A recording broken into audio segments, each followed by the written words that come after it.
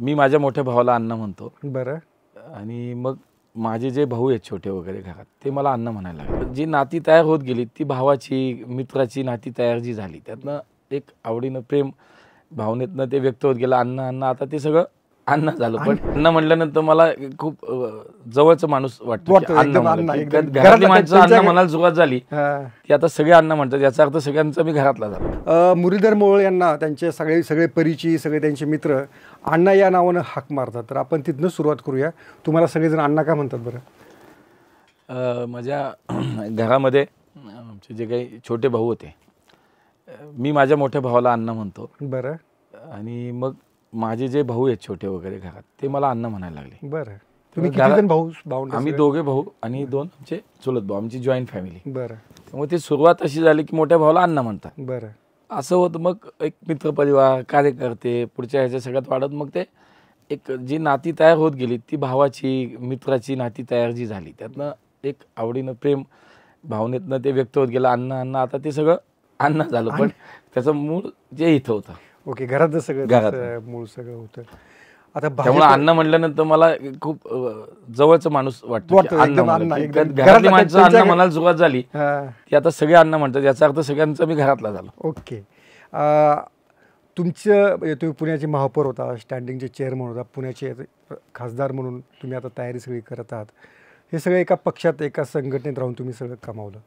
तर हे भाजपमधला तुमचा प्रवेश कसा झाला होता? माझं इथं 30 वर्ष झाली. बरं. 30 वर्ष मी भाजपमध्ये काम करतोय. मी 1992ला बूथ प्रमुख म्हणून काम केलं. बरं. त्यावेळेस मी 12वीला होतो.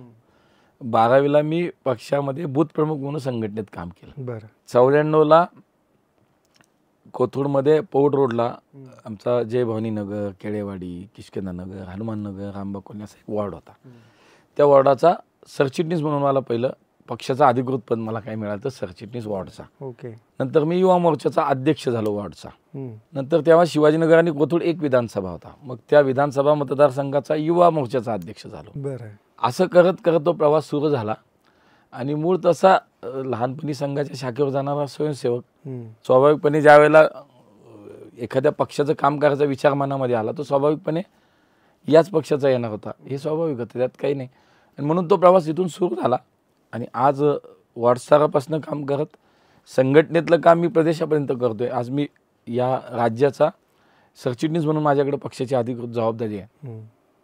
लोकप्रतिनिधी म्हणून सुरुवातीपासून शिक्षण मंडळ सदस्यापासून ते आज लोकसभेचा उमेदवार म्हणून एक विधानसभा लढली मी 2009ला.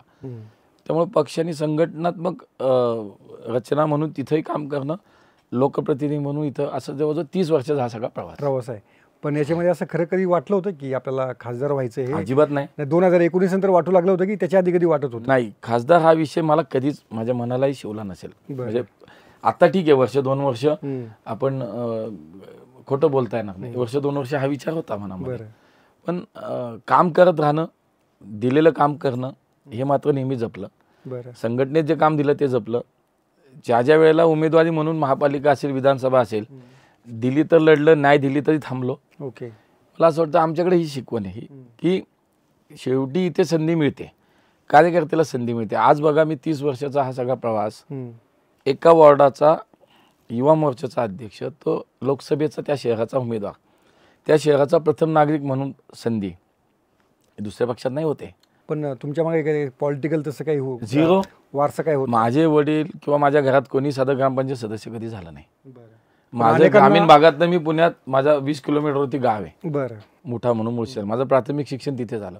गावाला राहत होतो. शिक्षणासाठी वडिलांनी फॅमिली पुण्याला आणली. ओके. मग मी भावे स्कूलमध्ये शिकलो.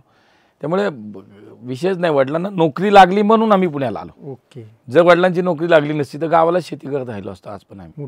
मोठ्यामध्येच वडिलांना नोकरी लागली पुण्यामध्ये आणि ते एका बँकेत शिपाई म्हणून त्यांना नोकरी लागली आणि मग त्यांनी फॅमिली पुण्याला आणली. ओके. मुलांचं शिक्षण व्हावं आहे ना, आणि म्हणून आम्ही पुण्यात आलो. त्यामुळे काही संबंध नाही. ओके. काही लांबून संबंध नाही.